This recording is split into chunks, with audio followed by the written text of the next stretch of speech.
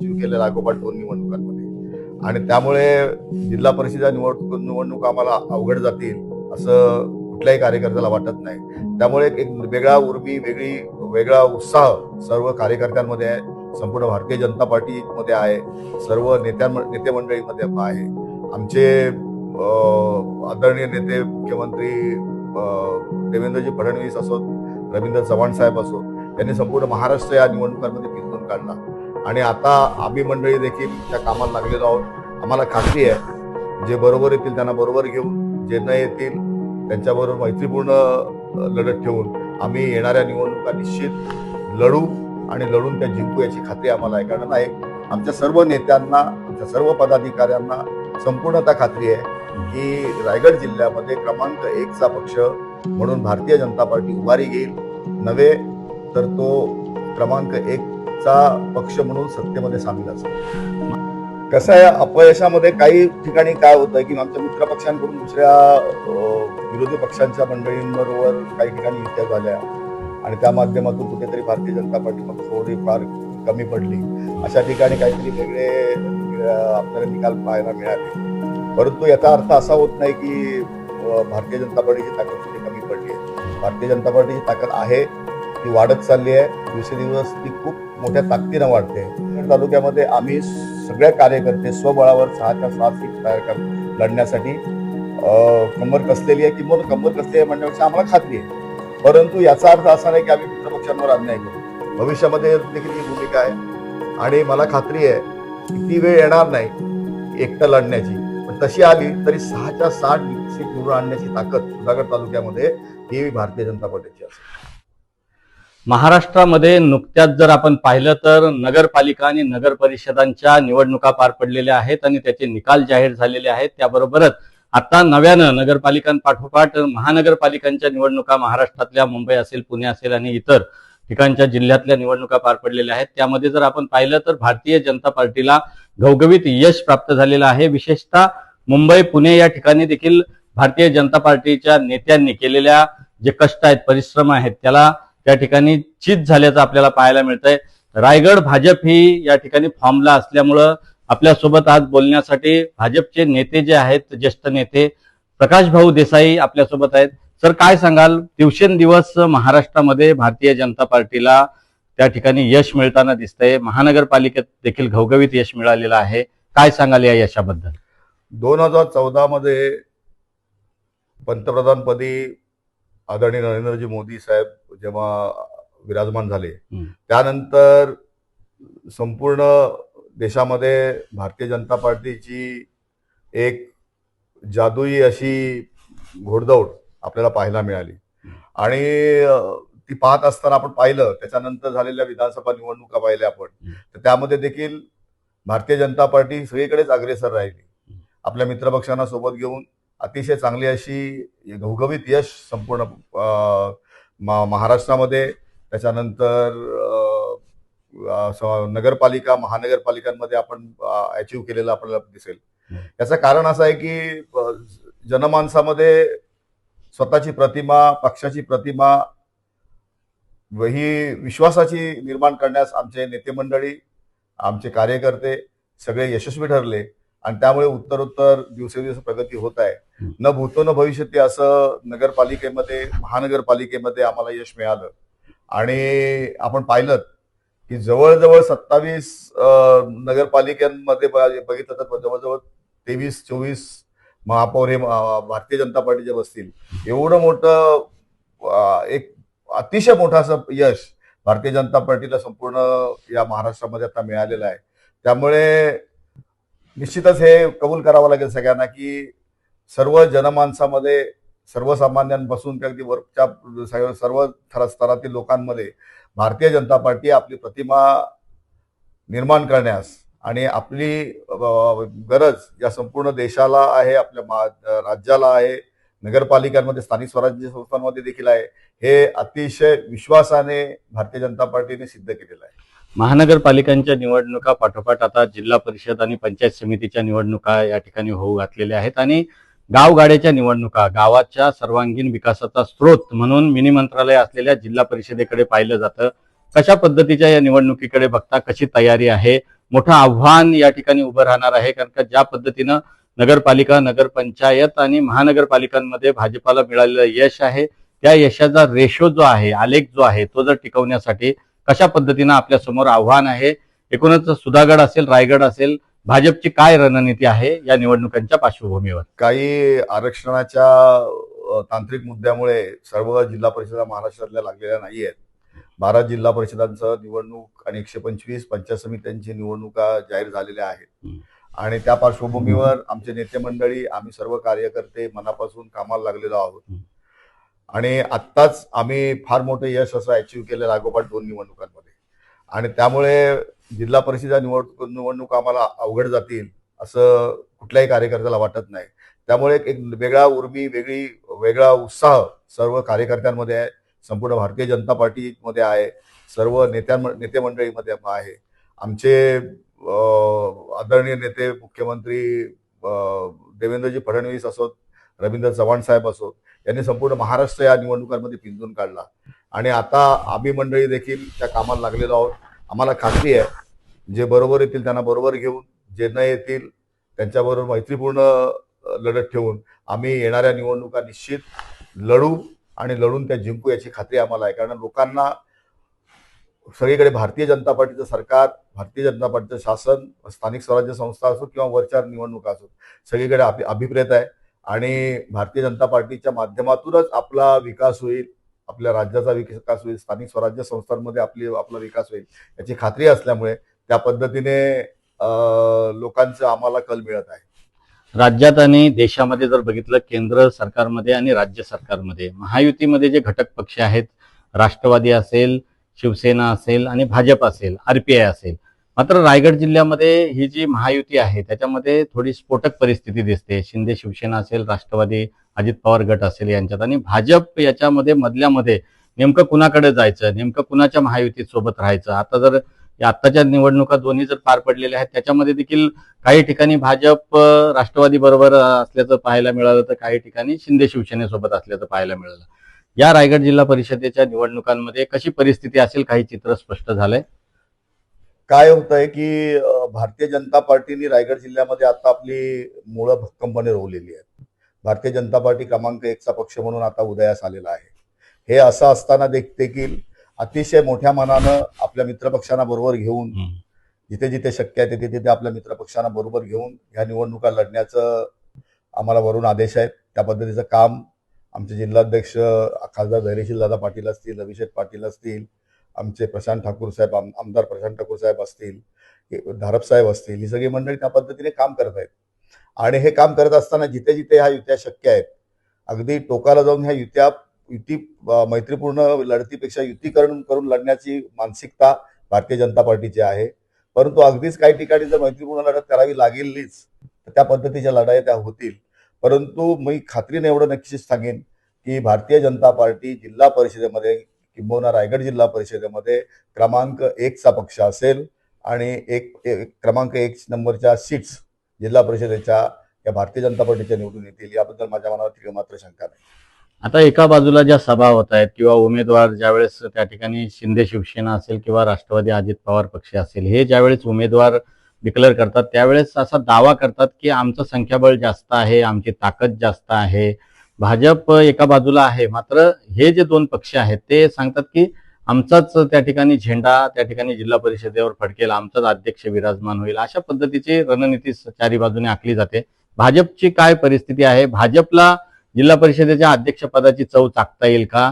कशी तयारी आहे एकूणच वरिष्ठ नेत्यांपासून, रवींद्र चव्हाण साहेबांपासून ते पूर्ण खाली जे आपले आमदार असतील किंवा कार्यकर्ते असतील, कशी फळी काम करते? भारतीय जनता पार्टीमध्ये अतिशय शिस्तबद्ध काम चालू असतं.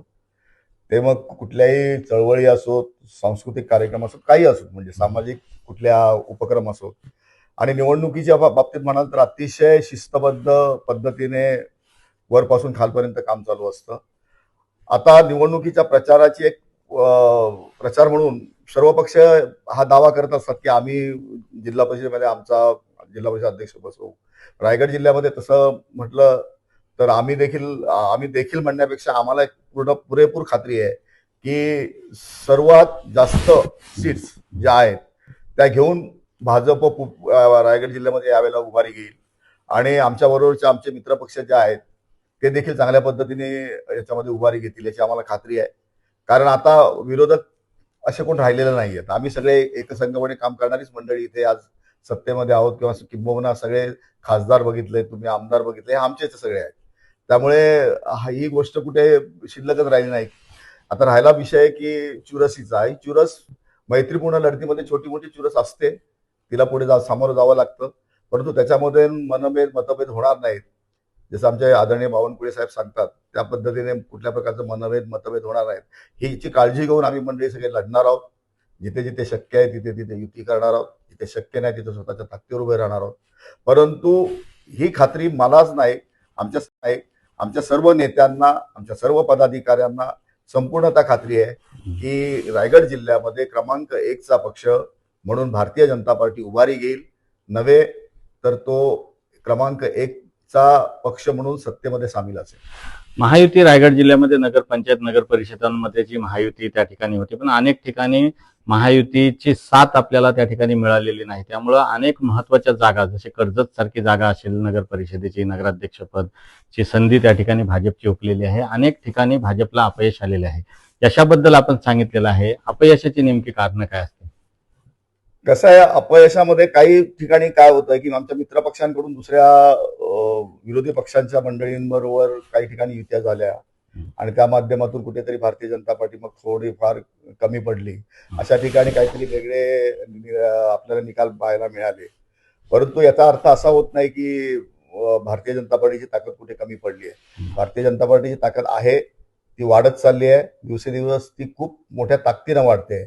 आणि भारतीय जनता पार्टीचे मागच्या वेळेचे जिल्हा परिषद सदस्य किती होते आणि आता किती असतील, सभापती मागच्या वेळेला किती होते आणि आता किती असतील, हे अतिशय उल्लेखनीय असा रिझल्ट संपूर्ण तुम्हाला मिळेल. आणि त्या माध्यमातून भारतीय जनता पार्टी रायगड जिल्ह्यामध्ये क्रमांक 1चा पक्ष दिसेल. 3 दशकाहून अधिक काळ आपण राजकारणात आहात. राजकारणाचा, समाजकारणाचा मोठा अनुभव आहे आणि सुधागड जर बघितलं तर पाली या सुधागडच्या ठिकाणी आपण अनेकदा जे राजकारण करतात ते परफेक्ट राजकारण म्हणून तुमच्याकडे बघितलं जातं, किंग मेकर म्हणून बघितलं जातं.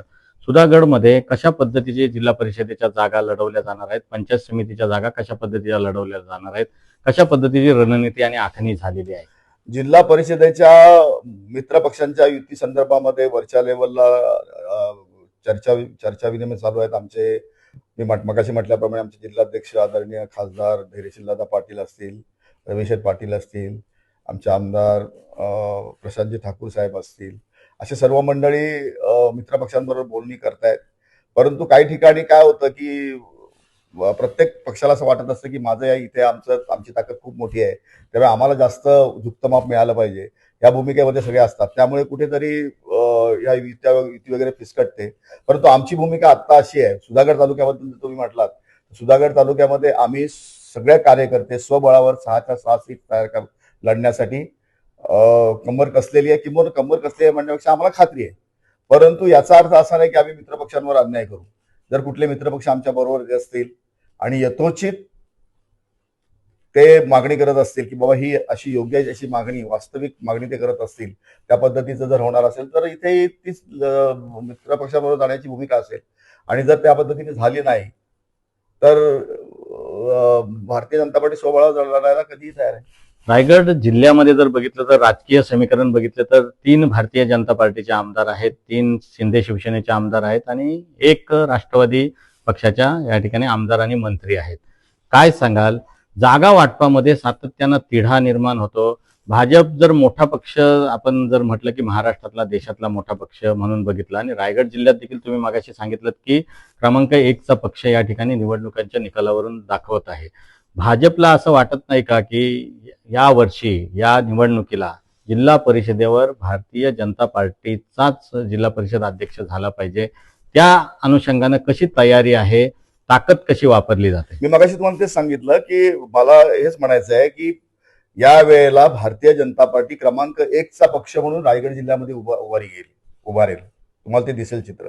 आणि त्यामुळे 1 क्रमांकाचा पक्ष म्हटल्यानंतर बरोबर आमच्या मित्रपक्ष जरी असेल तरी जिल्हा परिषद अध्यक्ष हा भारतीय जनता पार्टीचाच बसेल. सोबत आमचे मित्रपक्षही असतील आणि सगळे गुन्ह्या गोविंदाने एकसंघपणे राहून लोकांची कामं करण्याची भूमिका प्रशासन ताब्यात घेतल्यानंतर ही भूमिका सर्व पक्षांची असेल याची मला खात्री आहे. त्याच्यामध्ये मग आदरणीय तटकरे साहेब असतील, आदरणीय भरतशेठ गोगावले असतील, महेंद्र दळवी असतील, ही सर्व मंडळी त्याच्यामध्ये त्यांचा सहभाग असेल, पाठिंबा असेल.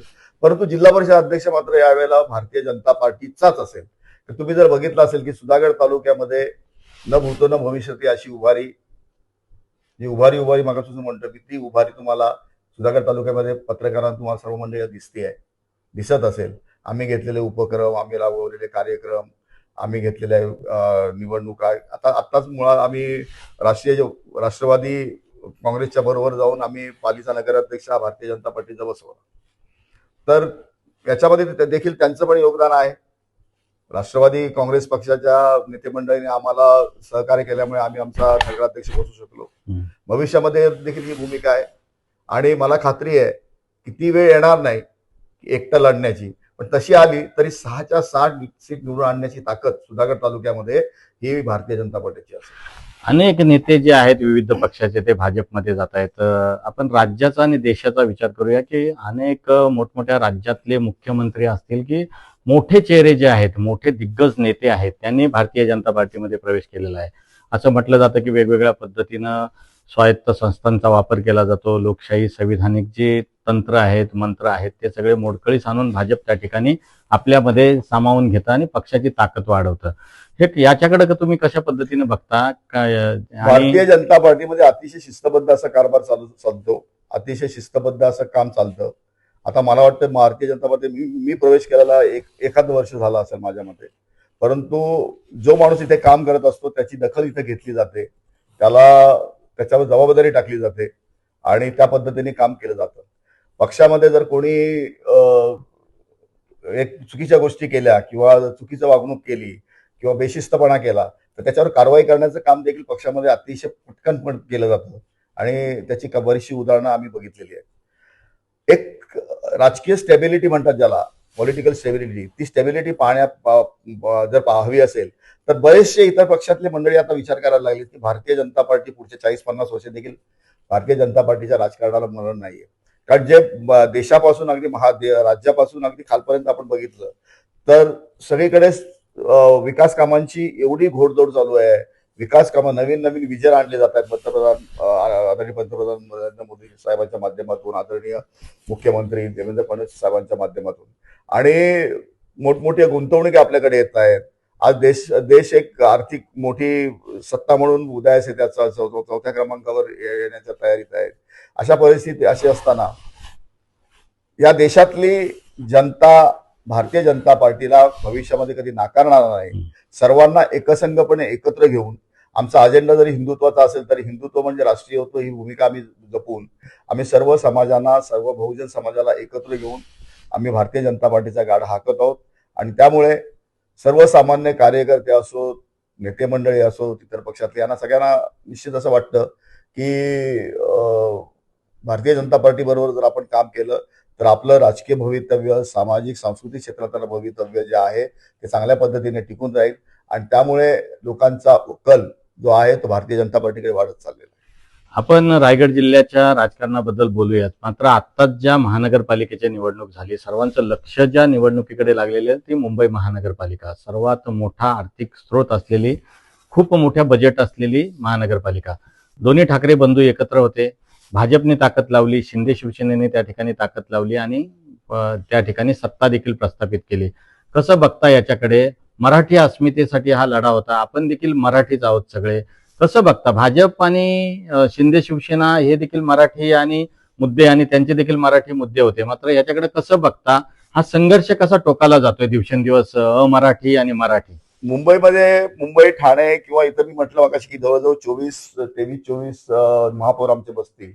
याला कारण एवढंच आहे की मोदी साहेबांची जी प्रतिमा आहे, मोदी साहेबांचं जे विजन आहे, त्याचप्रमाणे आमचे फडणवीस साहेबांचं जे विजन आहे, त्याच्याकडे लोकांना त्याच्याबद्दल एक वेगळं आकर्षण आहे.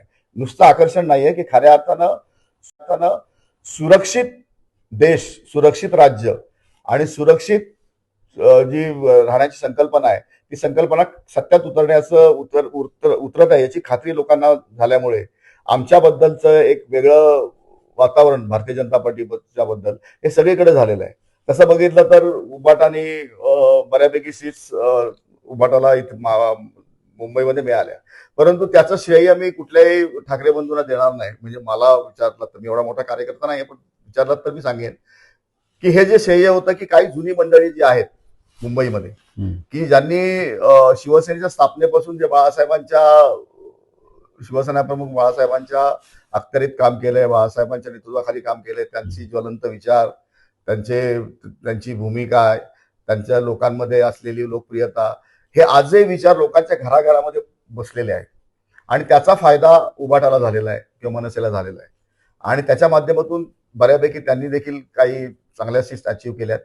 परंतु मुंबईमध्ये बदल हवा होता, हे विकासाचे विजन असलेल्या सर्व नागरिकांनी ठरवून टाकलं होतं की भारतीय जनता पार्टीकडे मुंबईचं राज्य दिलं पाहिजे. किंबहुना मुंबईची खऱ्या अर्थानं जर कायापालट करायचं असेल तर भारतीय जनता पार्टीकडे गेलं पाहिजे. अर्थातच आमचा मित्रपक्ष शिवसेना, शिंदे साहेबांची शिवसेना ही देखील त्याच्यामध्ये सहभागी आहे. परंतु भारतीय जनता पार्टीकडे बघण्याचा लोकांचा कल आता बदललेला आहे. लोकांना भारतीय जनता पार्टी हवी आहे. गेल्या 2014 ते 2025 पर्यंत मोदी साहेबांनी असो किंवा आमच्या फडणवीस साहेबांनी असो किंवा इतर सर्व नेते मंडळींनी केलेली मेहनत, केलेले परिश्रम खऱ्या अर्थानं लोकांमध्ये विश्वास निर्माण करण्यास यशस्वी ठरलेले आहेत. आणि त्या माध्यमातून आज भारतीय जनता पार्टीचं हे सगळं यश दिसतंय, त्याला ते कारणीभूत आहे. रायगडच्या सुधागडमध्ये आपण सक्रिय नेते म्हणून त्या ठिकाणी कार्यरत आहात. सुधागडच्या राजकारणाची कमान आपल्याकडे आहे. जिल्हा परिषदेच्या कोणते विभाग आहेत, प्रभाग आहेत, जिल्हा परिषद गट आहे, पंचायत समितीचे कोणते गण आहेत आणि कोणत्या ठिकाणी आपण तयारी दर्शवलेली आहे, उमेदवार देखील डिक्लेअर केलेले आहेत आणि कशी तयारी आहे, काही झालेलं आहे का बैठकीत? बैठकीत सगळं काही ठरलेलं आहे, सगळं काही शिजलेलं आहे. परंतु पक्षाची एक शिस्त आहे, एक क्रायटेरिया आहे. त्या माध्यमातून उमेदवार सगळीकडे फायनल जवळजवळ झालेले आहेत. काही ठिकाणी चाचपणी छोटी मोठी राहिलेली आहे, ती होते आहे. म्हणजे उद्या संध्याकाळपर्यंत हे सगळं आटपून जाईल. परंतु काही जर मित्रपक्षांना बरोबर घ्यायचं असेल त्या संदर्भात देखील चर्चा वरच्या लेवलला चालू आहेत.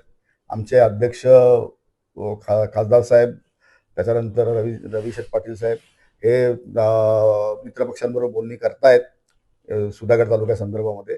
परंतु त्याच्यातून काही हे नाही झालं तर आमचे सगळे उमेदवार तयार झालेले आहेत. अधिकृत घोषणा करण्याचे अधिकार मला नाही आहेत. त्यामुळे लवकरच तुम्हाला 1-2 दिवसामध्ये याच्या संदर्भात अधिकृत घोषणा तुम्हाला कळेल. जिल्हा परिषद गटामधून सुधागडच्या राजकारणामध्ये जर बघितलं तर खासदार धैर्यशील पाटील यांच्या ज्या पत्नी आहेत आणि ज्यांना जिल्हा परिषद अध्यक्षपदाचा अनुभव देखील आहे, विविध पदांवर त्या कार्यरत आहेत, भाजपच्या नेत्या म्हणून देखील प्रसिद्ध आहेत, त्यांचं नाव या ठिकाणी जांभूळपाडा असेल, पळली असेल या गटामधून त्या ठिकाणी येत आहे. मात्र अशा वेळेला विरोधकांकडून असंच म्हटलं जातंय की सुधागडचा भूमिपुत्र त्या ठिकाणी असला पाहिजे, सुधागडच्या भूमिपुत्राला संधी मिळाली पाहिजे, बाहेरच्या तालुक्यामधून येऊन त्या ठिकाणी उमेदवार या ठिकाणी देता कामा नये, असा देखील या ठिकाणी कांगावा होताना दिसतोय. कसं याकडे बघ? या गोष्टीला माझ्यामध्ये तथ्य नाहीये. पण तुम्हाला आठवत असेल की मी तालुका अध्यक्ष राष्ट्रवादीमध्ये काम करत असताना आम्ही सुजाता गोपाळ म्हणून निजामपूरच्या एक उमेदवार इथे उभ्या केल्या होत्या आणि त्याला आम्ही जिल्हा परिषदेवर निवडून पाठवलं होतं. आता जिल्हा परिषदेची निवडणूक म्हटल्यानंतर हा संपूर्ण याचा जो भाग आहे, सगळं मतदारसंघ संपूर्ण अगदी म्हणजे रायगड जिल्ह्याचा मतदारसंघ आहे, तिथे कुठेही कोणी उभं राहू शकतं. मी निलिमाताईंच्या उमेदवारीबद्दल कुठली अधिकृत घोषणा करत नाहीये. परंतु आमच्याकडे चांगले चांगले उमेदवार आहेत. आमच्याकडे गीताताई पालरेच्या माजी जिल्हा परिषद सदस्य आहेत, ज्या सुधागड सोसायटीचे अध्यक्ष आहेत. आमच्याकडे निलिमाताई पाटील आहेत, आमच्याकडे उज्ज्वला देसाई आहेत, आमच्याकडे श्रद्धा कानडे आहेत. आमच्याकडे बऱ्याच इच्छुक उमेदवार आहेत. परंतु केवळ निवडून येण्याचा निकष न ठेवता अनुभव, त्याच्यानंतर जिल्हा परिषदेमध्ये गेल्यानंतर त्यांचा विकासात्मक कामांसाठी किती उपयोग करून घेता येईल, किंबहुना लोकांना दिलेले शब्द कसे पूर्ण करून घेता येईल, या सगळ्या गोष्टींचा विचार करून सारासार विचार केल्यानंतरच आमचे नेते मंडळी ती उमेदवारी डिक्लेअर करतात.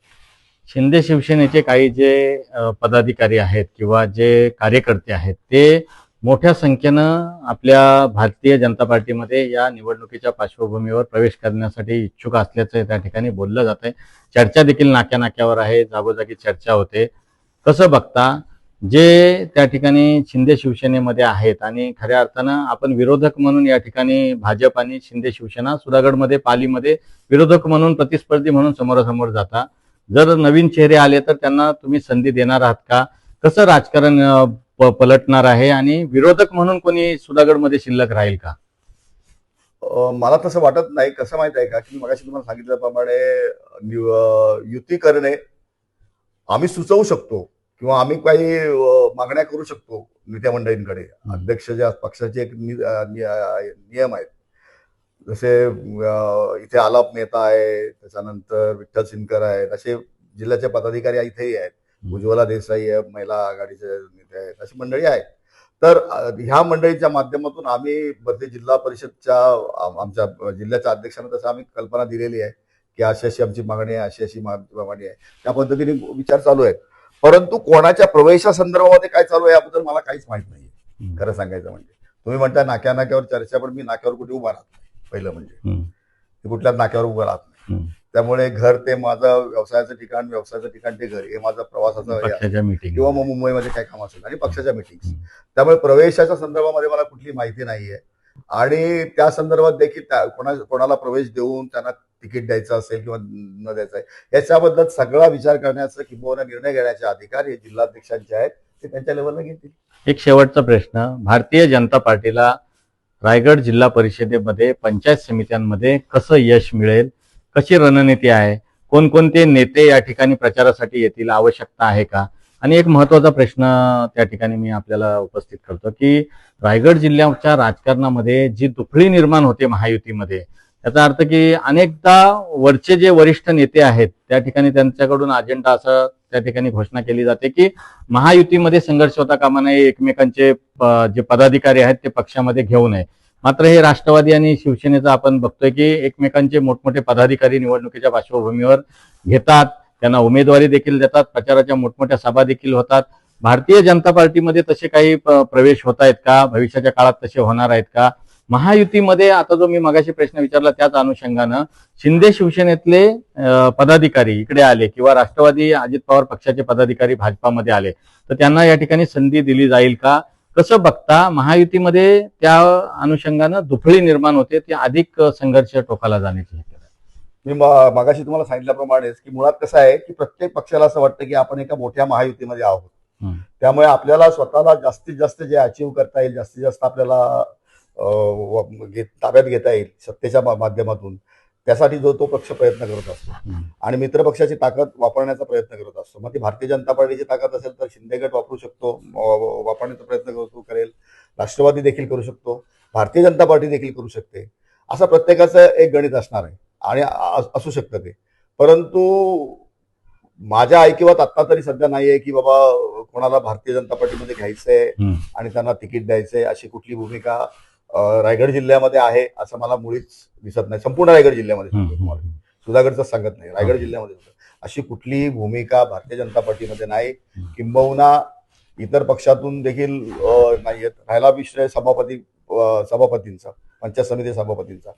आता मी हेच सांगतोय तुम्हाला की पंचायत समिती जिल्हा परिषदेमध्ये आज क्रमांक 1चा पक्ष जर भारतीय जनता पार्टी बसणार असेल तर नॅचरली सभापती पण आमचेच असतील जास्त, हे वेगळं सांगायची गरज नाही. कारण काय की जे वोटिंग असतं ते क्रॉस वोटिंग कधी होत नसतं, मतदान असतं ते क्रॉस मतदान व्हायचा प्रश्नच येत नसतो. जिल्हा परिषदची वरची सीट जर भारतीय जनता पार्टीची निवडून आली तर खालच्या दोन्ही सीट भारतीय जनता पार्टीची निवडून येणार आहे, काळ्या दगडाची रेख असणार आहे आणि तसंच होणार आहे. त्यामुळे जेवढे जिल्हा परिषद सदस्य आमचे जास्त निवडून येतील त्याच संख्येने किंबहुना त्यापेक्षा जास्त संख्येने सभापती आमचे बसतील, याच्याबद्दल आमच्या मनात तीळ मात्र शंका नाही. आज आदिवासी समाज म्हटला, दोन्ही आदिवासी समाज, ठाकूर समाज असो, कातकरी समाज असो, हे दोन्ही आदिवासी बांधव समाज आज एक ताकदीने आमच्याकडे एकवटलेला आहे, भारतीय जनता पार्टीकडे एकवटलेला आहे. त्यांनाही भारतीय जनता पार्टी म्हणजे काय कळलेलं आहे. आज कसं आहे की शेतकरी आपल्या शेतावर गेल्यानंतर संध्याकाळी जेव्हा येऊन टीव्ही समोर बसतो टॉवेल गुंडावर, त्यावेळेला तो दुसरं कुठलं चॅनल लावत नाही, तो टीव्हीचं न्यूजचं चॅनल लावतो, बातम्यांचं चॅनल लावतो आणि तो बघतो की या देशामध्ये काय घडतंय, राज्यामध्ये काय घडतंय आणि कोण अग्रेसर आहे, कोण काय करतंय. कोणी समृद्धी मार्ग बांधला, कोणी हायवेज बांधले, कोणी वेगवेगळे मोठमोठे उपक्रम आणले, कोणी, हे सगळं आता लोकांना कळायला लागले, सर्वसामान्य शेतकऱ्यांना कळायला लागले. आदिवासी समाजामध्ये पण खूप खूप मुलं शिकायला लागलीत, त्यांना देखील आता उजवं काय डावं काय हे कळायला लागलेलं आहे. त्यामुळे लोकांचा कल नॅचरली भारतीय जनता पार्टीकडे असणार आहे, तो वाढत राहणार आहे. आपण जिल्ह्याचा अभ्यास त्या ठिकाणी केला, संपूर्ण राजकारणाचा आपण सातत्यानं अभ्यास करत असता, चर्चा विश्लेषण देखील सातत्यानं करता. श्रीवर्धन मध्ये जो निकाल लागला तो चक्रावून टाकणारा निकाल होता. शिंदे शिवसेना आणि राष्ट्रवादी यांच्यामध्ये मोठा संघर्ष त्या ठिकाणी उफाळून आला आणि शिंदे शिवसेनेच्या नेत्यांनी उघडपणे सांगितलं की आम्ही उभाटाला मदत केली. याकडे कसं बघता, कशा पद्धतीचं राजकारण झालंय? आता भविष्यात जिल्हा परिषदेमध्ये असं जर झालं तर भाजपला फटका बसेल का, किंवा कशा पद्धतीनं जर हे कोण कुणाचा मित्र कुणाचा शत्रू, राजकारणात असं म्हणतात की राजकारणात कुणी कुणाचा शत्रू नाही, कुणी कुणाचा मित्र नाही, ही जी परिस्थिती वेगळीच बघायला भेटली. नागोठण्यामध्ये देखील असंच काहीतरी चित्र या ठिकाणी आम्हाला त्या ठिकाणी निदर्शनास येते की तिथं देखील असं उलटफेर काहीतरी होणार आहे आणि वेगळं चित्र त्या ठिकाणी निकाल लागेल. कसं बघता म्हणजे हे याच्याकडं, की या तात्कालिक गोष्टी आहेत, याला कुठल्या प्रकारचं विचारमंथन नाहीये किंवा तत्वांचा विषय नाहीये. हे मुळात सोयीचं राजकारण असतं. स्थानिक स्वराज्य संस्थांच्या निवडणुका असोत किंवा छोट्या मोठ्या निवडणुका असोत, याच्यामध्ये सोयीचं राजकारण केलं जातं बऱ्याच ठिकाणी. आणि तिथे अभ्यास केला जातो स्थानिक नेत्यांच्या माध्यमातून की बाबा आपण कोणाबरोबर गेलो तर आपलं पारडं जड होईल किंवा आपल्याला सत्तेमध्ये जास्त सहभाग मिळेल. यासाठी या छोट्या मोठ्या ऍडजस्टमेंट केल्या जातात, त्या कायमच्या टिकणार नाहीत. महाराष्ट्रामध्ये भारतीय जनता पार्टीच्या नेतृत्वाखाली शिवसेना शिंदे साहेबांची आणि अजितदादा पवारांची राष्ट्रवादी हे एकसंघपणे अगदी निकोप अशा प्रयत्नाच्या माध्यमातून एक समृद्ध महाराष्ट्र उभी करण्यास सज्ज आहे. आचारसंहिता लागलेली आहे, अतिशय कमी वेळ आहे निवडणुकीसाठी आणि प्रचारासाठी आणि उमेदवारी अर्ज भरण्यापासून तो पुढे जे काही दिवस राहतात त्याच्यासाठी तयारी पूर्ण भाजपची झालेली आहे. भाजपच्या सोबत सध्या कोण असेल आणि विरोधामध्ये जे कोणी पक्ष असतील त्यांचे आव्हान आपल्याला ठरेल का? शेवटचा प्रश्न. मुळात कसं आहे की भारतीय जनता पार्टी समोर कुठलं आव्हान वगैरे नाहीये आणि ते उभंही राहणार नाही. आता मी जवळजवळ 1 वर्ष काम करतोय, याचं श्रेय मी घेणार नाही, परंतु आम्ही केलेली या मधल्या 2-3 महिन्यामध्ये विकास कामं सुधागड तालुक्यामधली, रस्ते, लोकांच्या अडचणी केलेल्या दूर, या माध्यमातून लोकांच्या खूप जवळ आम्ही गेलेलो आहोत. गेल्या वर्षभरात भारतीय जनता पार्टी सुधागड तालुक्याने केवढी मोठी भरारी घेतली आहे याची दखल वरिष्ठ नेत्यांनी पण घेतलेली आहे.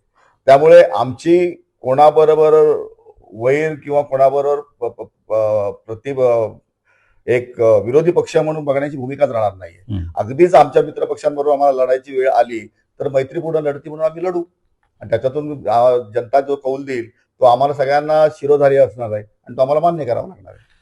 धन्यवाद. एकूणच माझ्यासोबत होते भाजपचे ज्येष्ठ नेते प्रकाश भाऊ देसाई. हे नेहमीच आपली भूमिका जी आहे ती रोखठोक मांडतात आणि आज त्यांनी ज्या पद्धतीनं विश्लेषण केलेलं आहे की रायगड जिल्ह्याची संपूर्णतः राजकीय स्थिती भविष्याच्या काळात कशी असेल, भाजपनं संपूर्ण राज्य आणि देशामध्ये कशा पद्धतीने उभारी घेतली, सुधागडसह रायगडमध्ये देखील भाजप उभारी घेते आणि विशेष म्हणजे त्यांनी या ठिकाणी अतिविश्वासानं त्या ठिकाणी सांगितलेलं आहे की सध्या जो रायगड जिल्हा परिषदेची निवडणूक होणार आहे त्या निवडणुकीमध्ये जो जिल्हा परिषदेचा अध्यक्ष आहे तो भारतीय जनता पार्टीचा बसणार आहे. वरिष्ठ नेते ज्या पद्धतीनं सांगतील त्या पद्धतीनं या ठिकाणी युती अलायन्सच्या त्या ठिकाणी सर्व नियम आणि अटी शर्ती पाळल्या जातील आणि एकूणच निवडणुकीला सामोरे जाताना आमच्यासमोर कुणी आव्हान नाही, भाजप हा नंबर 1चा पक्ष राहील असा विश्वास देखील त्यांनी व्यक्त केलाय. Dhammasheel Sawant, news bureau, Raigad, Konkan.